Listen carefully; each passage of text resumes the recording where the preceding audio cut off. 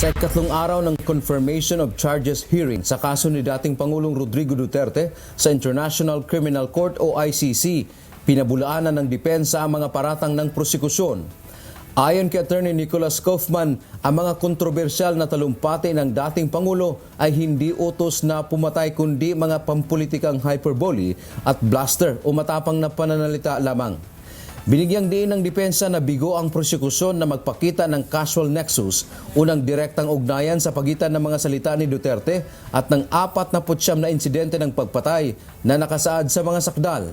Anya, walang smoking gun o matibay na ebidensya na magpapatunay na may isang partikular na individual na nakatanggap ng direktang utos mula sa dating Pangulo upang pumatay.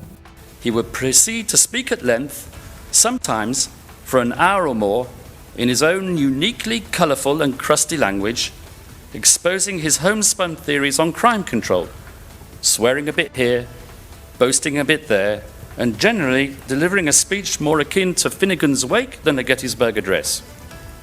That does not suggest crafty design, hinted at by Mr. Jeremy, quite the opposite. Mr. Jeremy's resort to the say one thing, mean another thing theory is complete supposition.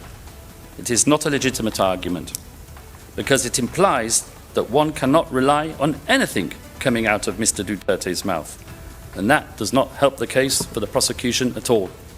Sa 20 talumpati na ginamit ng prosekusyon, 10 rito ay naglalaman ng malinaw na tagubilin sa mga pulis na gumamit lamang ng dahas kung ang kanilang buhay ay nasa panganib o bilang lawful self-defense.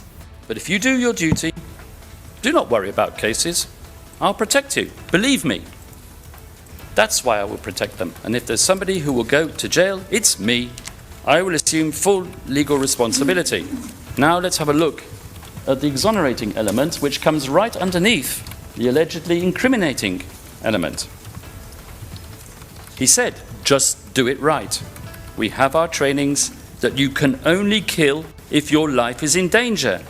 And you are there performing the duty of a law enforcer. That's about it. Kinwestiyon din ni Kaufman ang definisyon ng prosekusyon sa civilian population na naging target umano ng sistematikong pag-atake. Tinawag itong muddled o malabo dahil nagbibigay ang prosekusyon ng dalawang magkasulungat na opsyon na ang target ay ang buong populasyon ng Pilipinas o kaya naman ay isang maliit na grupo ng mga kriminal. Ipinagtanggol ng kampo ni Duterte ang kautusan patungkol sa Oplan Double Barrel. Ayon sa depensa, nakasaad mismo sa dokumento na ang lahat ng operasyon ay dapat sumunod sa karapatang pantao at sa saligang batas ng Pilipinas, isang bahagi na hindi umano ipinakita ng prosekusyon sa kanilang presentasyon. Tok hang means knock and plead. And that, it is a totally legitimate police strategy.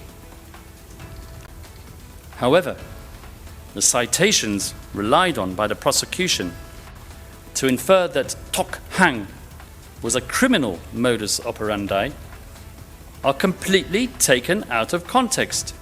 Binigyang diin naman ng depensa na ang terminong neutralization sa mga direktiba ng Philippine National Police o PNP ay hindi nangangahulugang pagpatay.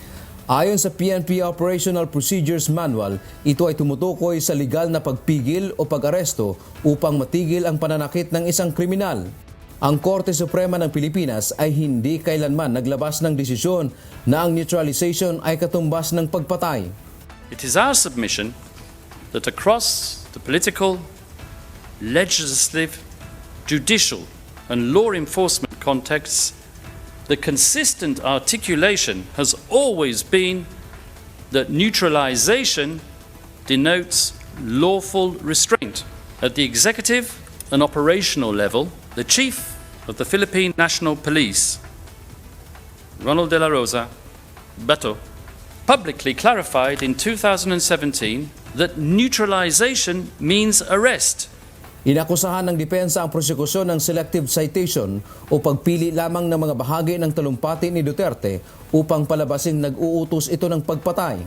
Ipinakita ng depensa na noong 2017, ang halos 4,000 na italang namatay ay maliit na bahagi lamang ng kabuuang mahigit 118,000 na bilang ng mga inaresto. Ipinakita rin ng ulat ng pamahalaan na mayroong mahigit 1,900 na investigasyon laban sa mga pulis na sangkot sa operasyon kung saan marami ang natanggal sa serbisyo at ang iba ay nahatulan tulad ng sa kaso ni Carl Arnaiz. Binigyang din ng prosekusyon na mahina ang ebidensya para idiin ang dating Pangulo sa kaso. Itutuloy mamayang hapon oras dito sa Pilipinas ang ika-4 at panghuling araw ng confirmation of charges hearing. Dante Amento, UNTV, News and Rescue. Diyos ang aming sandigan, serbisyo publiko ang aming pinahahalagahan.